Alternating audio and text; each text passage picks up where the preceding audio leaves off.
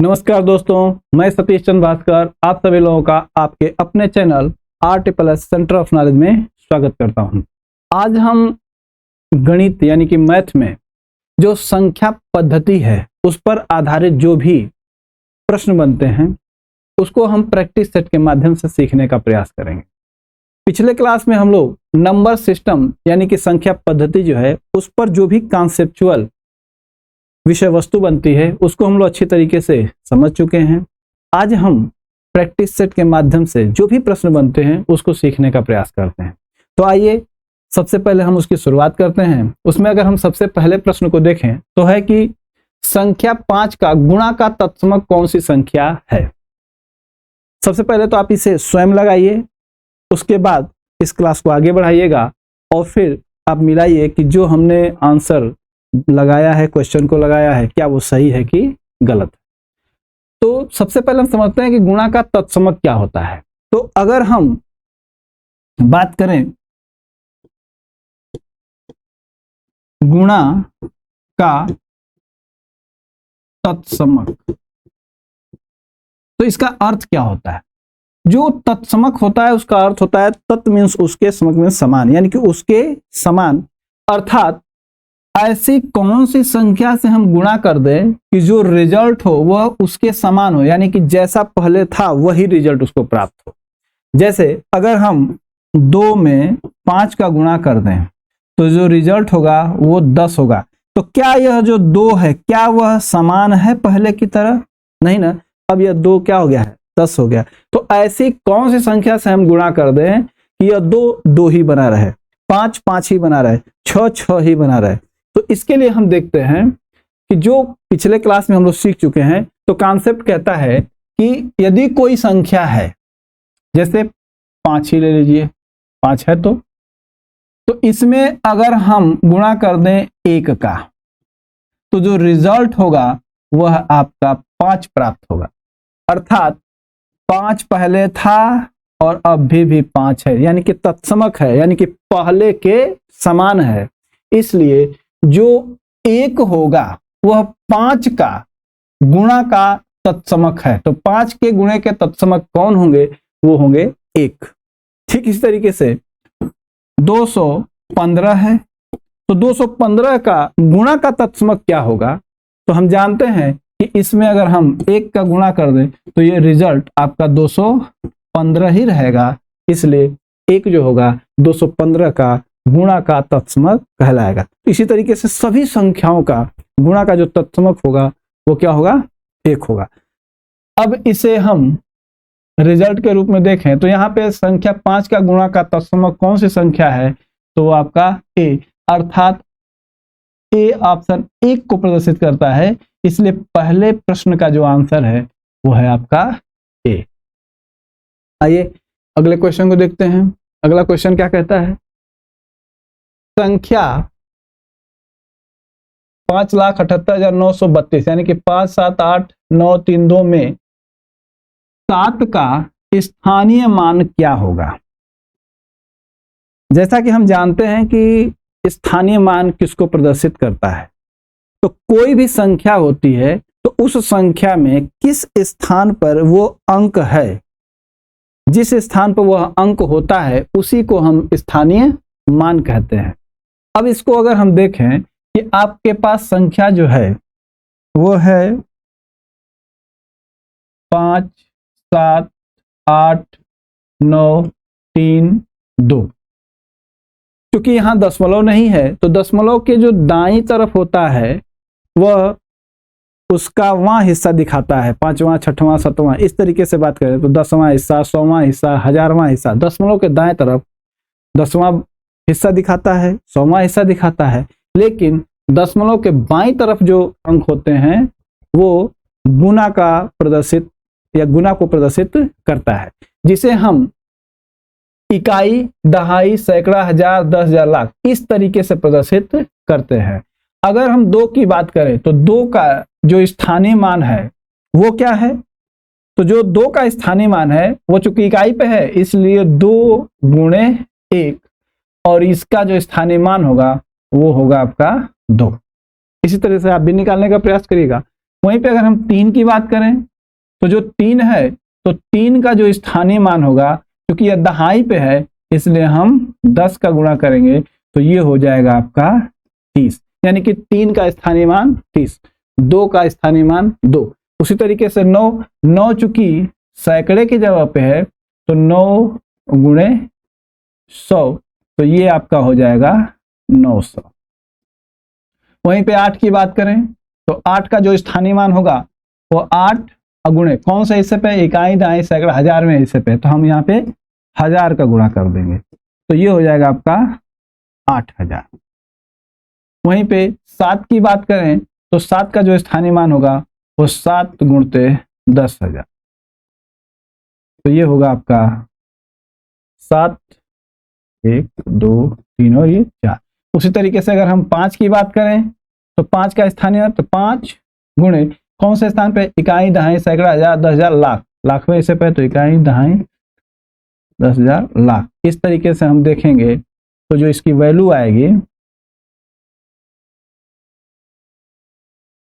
वो आएगी आपकी 5।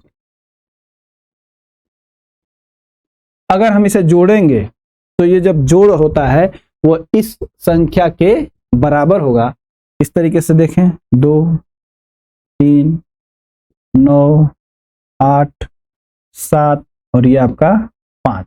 यहाँ पे हम देखें कि पूछा है आपका 7 का स्थानीय मान, तो जो 7 का स्थानीय मान है वो है इकाई दहाई सैकड़ा हजार 10,000, यानी कि 70,000 उसका स्थानीय मान है। तो ऑप्शन में देखते हैं कि कौन है उसका, तो जो ऑप्शन है आपका वो सी है, 70,000 ये है तो सी आपका आंसर हो जाएगा। इस तरीके से हमने देखा कि संख्या इतने में 7 का स्थानीय मान क्या होता है, और आप स्थानीय मान को निकालना भी सीख जाए क्योंकि इस पर आधारित प्रश्न आपको पेपर में जरूर मिलते हैं। आइए नेक्स्ट क्वेश्चन को देखते हैं। आप स्वयं करिए इसको पहले, फिर उसके बाद आप क्लास को चलाइएगा आगे। पहले इसको वीडियो को रोक लीजिए, उसके बाद इसको आगे देखिए। क्या है 0.06537 में 5 का स्थानीय मान क्या है। अभी आपने देखा कि जो दशमलव से बाएं तरफ होते हैं वह गुना को प्रदर्शित करते हैं, और दशमलव के दाएं तरफ जो होते हैं वो वहां हिस्सा को प्रदर्शित करते हैं, 5वां 6वां 10वां 100वां इस तरीके से प्रदर्शित करते हैं। तो यहाँ पे हम देखें कि अब यहाँ पे जो संख्या है इसे देखने का प्रयास किया जाए तो ये है आपका 0.06537 और पूछा किसका है, 5 का स्थानीय मान। तो दशमलव के इधर है तो हम इसको प्रदर्शित करने के लिए आप इस तरीके से प्रयोग करेंगे। मान लीजिए यहाँ पे 0 है तो 0 किस स्थान पे है, इसका स्थानीय मान क्या होगा, तो यह 0 को देखा जाए तो जब इधर जाएंगे तो ये 1/10वां स्थान है 0 का। लेकिन 5 की बात की जाए तो जो 5 है वो कौन से स्थान पे है, तो आपको निकालने का सबसे आसान तरीका है कि दशमलव के नीचे आप 1 रख सकते हैं और 1 2 3 1 2 3 इस तरीके से रखेंगे, और जो रिजल्ट निकालने की बारी आएगी तो आप कहेंगे कि जो इसका स्थानीय मान है 5 गुणते, अब ये हो जाएगा 1/ इकाई दहाई सैकड़ा हजार, तो इकाई दहाई सैकड़ा हजार ये उसका स्थानीय मान हो जाएगा क्योंकि वह हजारवें हिस्से को प्रदर्शित करता है। तो इसको हम इस तरीके से भी लिख सकते हैं 5/1000। अब देखिए कि जो रिजल्ट है वो यही स्थानीय मान होगा। तो यहाँ पे देखा जाए तो 5/1000 यानी कि 5/1000 आपका सी ऑप्शन सही है, सी ऑप्शन सही है। लेकिन अगर आपसे पूछता 3 का स्थानीय मान, 7 का स्थानीय मान, तो हम फिर इसके लिए इसी तरीके से हम हल करेंगे। तो कैसे करेंगे, 0.0563 और 7, इसमें अगर मान लीजिए 3 का पूछा है तो सबसे पहले आपको करना क्या है, आप आसानी समझिए, दशमलव के नीचे 1 रखिए, 1 2 3 चौथे स्थान पे तो 4 0 बढ़ा लीजिए, 1 2 3 4। अब यहाँ पे जो 3 है उसका जो स्थानीय मान होगा आप निकालेंगे, वो क्या होगा स्थानीय मान, 3/ दशमलव के नीचे 1 1 2 3 4 1 2 3 4 इकाई, दहाई, सैकड़ा, हजार, 10,000, यानी कि यह 10,000वां हिस्सा को प्रदर्शित करता है। आइए अगले क्वेश्चन को देखते हैं। अगला क्वेश्चन है कि 45,678 में 5 का नौज मान क्या होगा? सोचिए समझिए।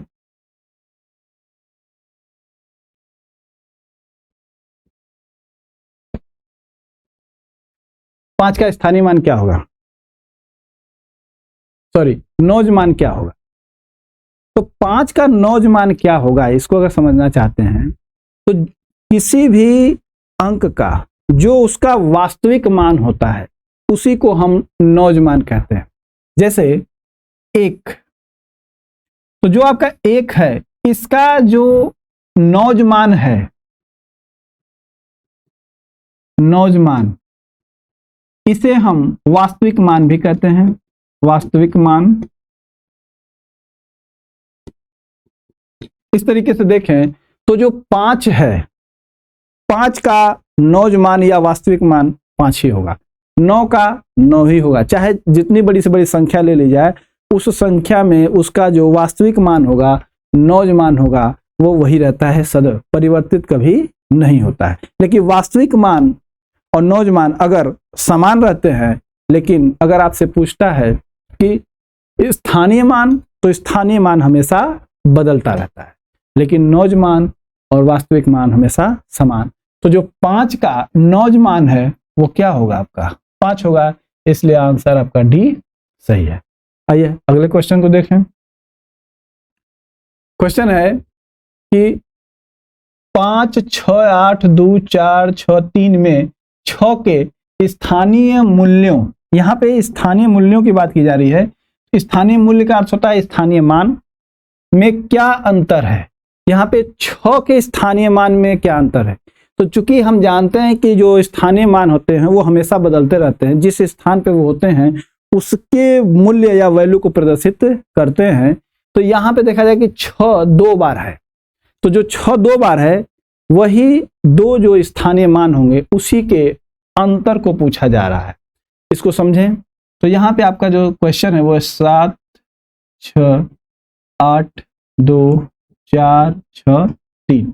अगर हम स्थानीय मान की बात करें तो यहाँ पे जो स्थानीय मान होगा इस 6 का, क्योंकि यह दहाई पे है तो 6 गुणे 10, तो यहाँ पे इसका स्थानीय मान होगा 60।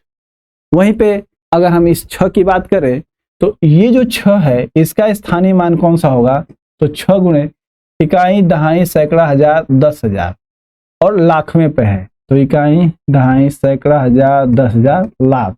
तो यहाँ पे इसकी जो वैल्यू है वो देखा जाए तो इकाई, दहाई, सैकड़ा, हजार, 10,000, लाख। अब यही वैल्यू यानी कि इन दोनों का जो अंतर है उसी को आपसे पूछा जा रहा है। तो आप स्थानीय मान निकाल लेते हैं और उसके बाद इसके इन दोनों में से घटा देते या इसका अंतर कर लेते हैं, तो हमें पता चल जाएगा कि क्या स्थानीय मूल्यों का अंतर होगा। तो यहाँ पे अगर हम इसको घटाने का प्रयास करें तो इसे हम इस तरीके से भी लिख सकते हैं। यहाँ पे आप इसके नीचे 60 को रख सकते हैं और घटा दीजिए, ये आपका 0 हो जाएगा, क्योंकि यहाँ से नहीं होगा तो यहाँ से कैरी ले लेगा, तो ये हो जाएगा 10 में से 6 हो जाएगा आपका 4, यहाँ 9, ये होगा 9, ये होगा 9 और ये होगा 5। इस तरीके से देखें तो 5 9 9 9 4 0, 5 9 9 9 4 0, आंसर आपका बी सही है। आपको मैं बेसिक क्वेश्चन से लेकर चल रहा हूं, क्योंकि जो भी क्वेश्चन अगर आप बेसिक कर लेते हैं तो जो इस पर आधारित कठिन प्रश्न होंगे उसको भी आसानी से कर लेंगे। इसलिए इसे बहुत आसान मत समझिएगा, यही से क्वेश्चन आपको फंसाते हैं। और बहुत बड़े बड़े क्वेश्चन कभी कभी होता है कि लग जाते हैं, लेकिन छोटे वाले क्वेश्चन नहीं लगते। आइए अगले क्वेश्चन को देखते हैं। 525 का जोड़ का तत्समक क्या होगा? जोड़ का तत्समक, अभी इसके पिछले क्वेश्चन में आपने देखा कि गुणा का तत्समक। अब हमें सीखना है कि जोड़ का तत्समक क्या होगा। तत्समक का अर्थ होता है तत् मीन्स उसके, समक मीन्स समान, यानी उसके समान। तो कौन सी ऐसी संख्या जोड़ दें कि वह संख्या कोई अगर है और उसमें कोई संख्या जोड़ देते हैं तो जो रिजल्ट होगा वो वही रिजल्ट प्राप्त हो। जैसे 5 है तो 5 में जोड़ दें, क्या जोड़ दें कि जो रिजल्ट है वो हमें 5 प्राप्त हो जाए। तो इसमें हम अगर शून्य को जोड़ देते हैं तभी 5 प्राप्त होगा, अन्यथा अगर हम 1 जोड़ते हैं तो इसे हमें 6 रिजल्ट मिलता है। यदि हम यहाँ 7 जोड़ते हैं तो 7 5 12 रिजल्ट मिलता है। लेकिन क्या सेम रिजल्ट मिल रहा है? नहीं, लेकिन हाँ शून्य जोड़ने पर 5 प्राप्त होता है। तो पूछा जा सकता है कि 525 का जोड़ का तत्समक क्या होगा। तो वहां पे अगर देखें कि 525 है तो 525 में हम क्या जोड़ दें? शून्य को जोड़ दें, तो जो रिजल्ट होगा वह 525 ही प्राप्त होगा। इसलिए 525 का जोड़ का जो तत्समक है वो क्या है आपका? तो शून्य है। तो शून्य हर संख्याओं के जोड़ का तत्समक होता है। इसे आप रट लीजिए, समझ लीजिए। तो यहां पे आंसर आपका क्या होगा? डी। आइए अगले क्वेश्चन को देखते हैं। अगला क्वेश्चन है कि यदि किसी संख्या का वर्ग किया जाए तो इकाई के स्थान पर कौन सा अंक होगा? लगाइए इसे, सोचिए कि क्या क्वेश्चन कह रहा है।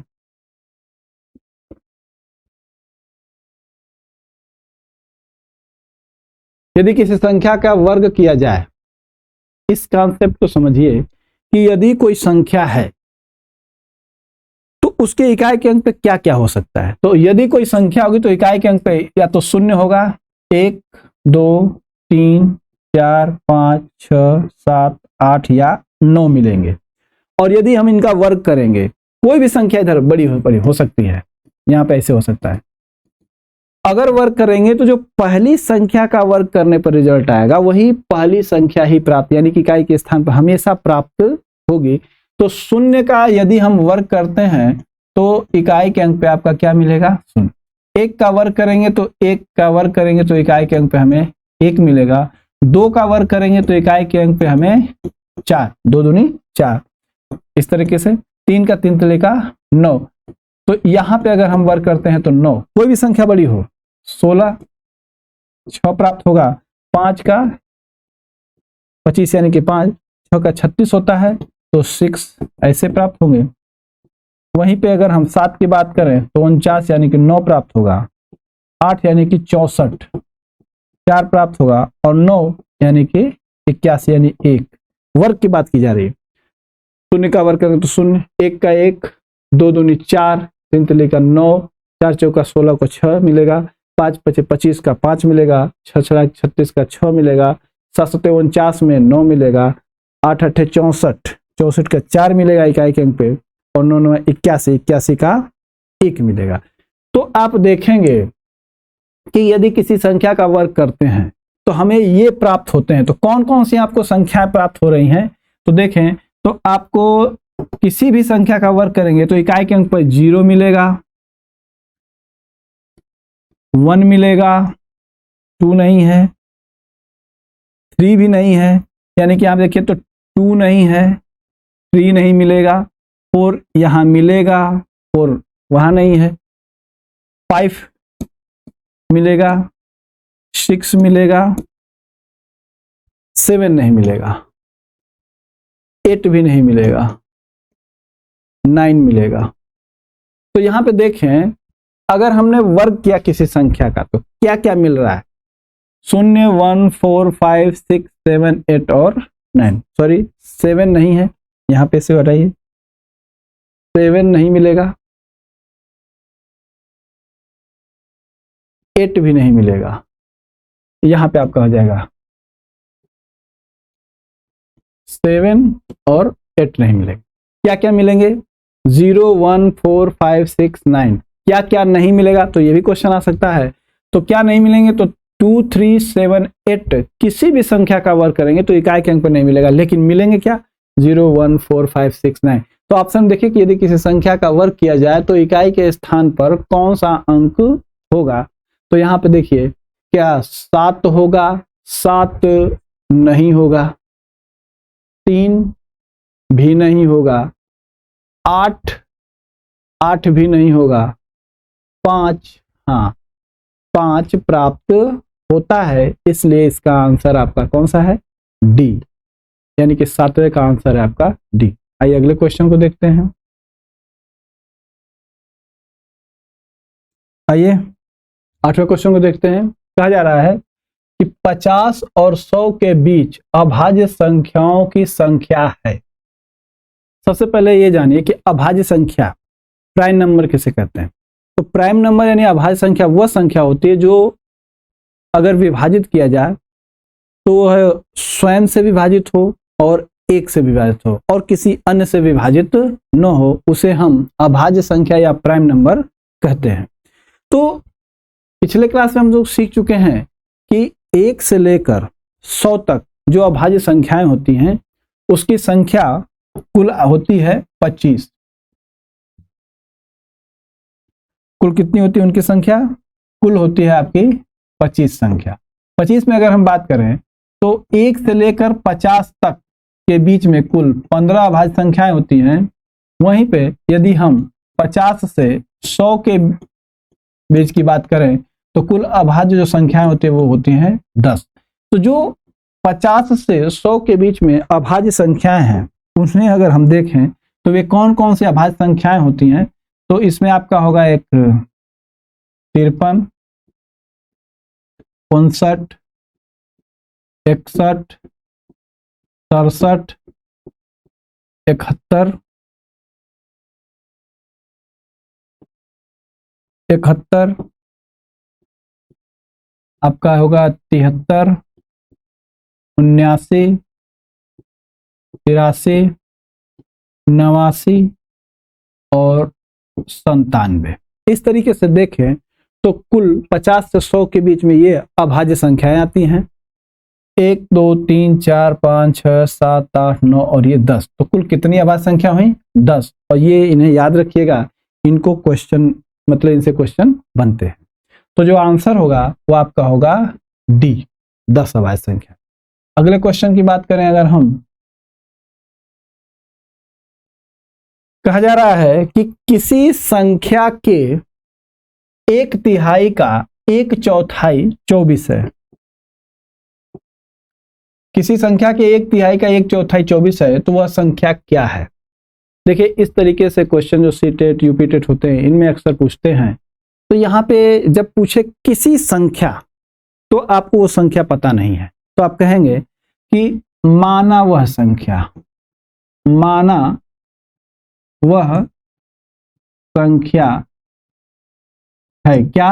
वो संख्या x है। जैसे कह रहे वैसे कहिए, आसानी से हो जाएंगे। किसी संख्या के तो माना वो संख्या x है। तो अगर हम x से संबंधित काम करें जैसा वो कह रहा है, तो कह रहा है कि किसी संख्या के यानी x के, और k के बाद कह रहा है 1/3, तो k का अर्थ यहाँ पे हम क्या लगा लेते हैं? इंटू, गुणा। जैसे कहता है किसी संख्या का 2/3 2 गुना, तो का अर्थ हम क्या लगाएंगे यहाँ? गुणा। तो किसी संख्या के 1/3 को कहते हैं 1/3। तो 1/3 का, तो फिर 1/3 का मतलब गुणा, 1/4 तो 1/4। इस तरीके से लगाएंगे। क्वेश्चन को जैसा कहे वैसा अगर हम करते हैं तो आसानी से होते हैं। 1/4 कितना है? 24। तो जब किसी संख्या का 1/3 का फिर 1/4 निकालेंगे तो जो रिजल्ट प्राप्त होगा वो हो जाएगा आपका 24। तो पूछ रहा है कि वह संख्या क्या है, यानी वह संख्या यानी x का मान कितना होगा। तो सबसे पहले ऐसे प्रश्नों को करने के लिए आप जिसका मान पूछा है उसको वहीं पे छोड़ दीजिए। इस तरफ है आपका 24। यहाँ पे अगर हल करना है तो ऊपर की चीजें नीचे जाती हैं उस तरफ बराबर के यानी कि इक्वल के, और नीचे की चीजें ऊपर जाती हैं, इनटू में ही जाती है। तो 1 और 1 है, तो 1 में 1 का गुणा करेंगे तो 1 ही होगा, और वो नीचे आएगा तो कोई अंतर नहीं होगा। लेकिन अगर हम बात करें 3 और 4 की, तो 3 और 4 ऊपर जाएंगे, तो ऊपर जाएंगे तो ये होगा 3 और गुणे 4। इक्वल के उधर की चीजें, ऊपर की चीजें नीचे आती हैं और नीचे की चीजें ऊपर जाती हैं। अगर प्लस के साथ होंगी तो इधर माइनस हो जाती है और माइनस के साथ है तो इधर प्लस हो जाते हैं। आइए उसको क्वेश्चनों के माध्यम से देखेंगे। पहले यहाँ पे जो बातें कही जा रही है उसको देखा जाए। तो यहाँ पे जो x की वैल्यू होगी, अगर हम इसमें गुणा करें, देखते हैं क्या होता है। तो 4 तिहाई 12, तो यहाँ पे इसका रिजल्ट 12 होता है। तो 12 का 24 में गुणा कर दें, 12 चौक 48 को 8, शेष आपका 4। अब 12 दूनी 24, 24 और 4 आपका 28, यानी कि जो संख्या है वो है आपका 288। आंसर यहाँ पे 288 आपका पहला ही ऑप्शन है, इसलिए 9वें का जो आंसर है वो है आपका ए।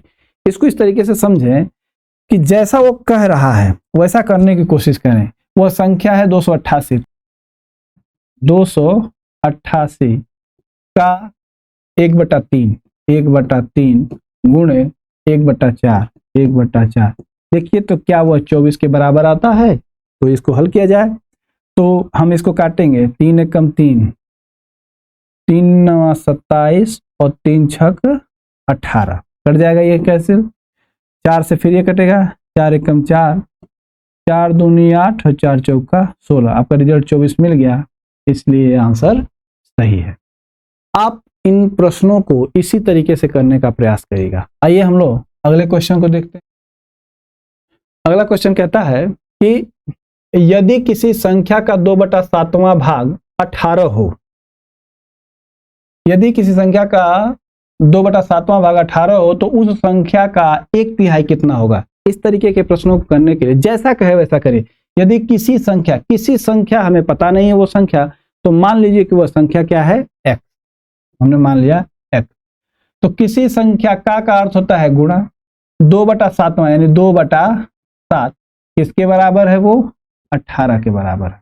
अगर हम इसे हल करें तो जैसा कि अभी हमने देखा कि जिसको निकालना हो तो उसे एक तरफ छोड़ते हैं और ऊपर का नीचे और नीचे का ऊपर, इस तरीके से जाएगा। और जो कटने लायक है चीजें काट दे, 2 एकम 2, 2 9 18। तो x की जो वैल्यू आएगी वो आएगी 9 सत्ते 63। अब हम देखते हैं कि x की वैल्यू 63 आ गई है, लेकिन पूछा है कि उस संख्या का यानी कि 63 का 1/3 कितना होगा। तो दूसरा जो प्रश्न आपसे पूछा गया है वो इस x से पूछा गया है।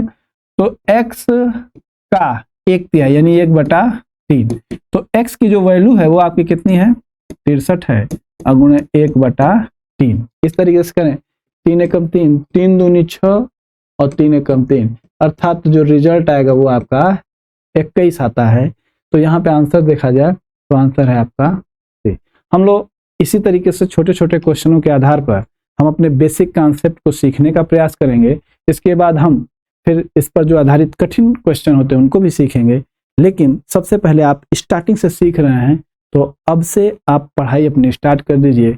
और मैथ बहुत आसान होती है, आप इसे एक बार समझ गए तो फिर ये कभी भी भूलने वाली चीज नहीं होती। तो आइए मिलते हैं अगले क्लास में। धन्यवाद।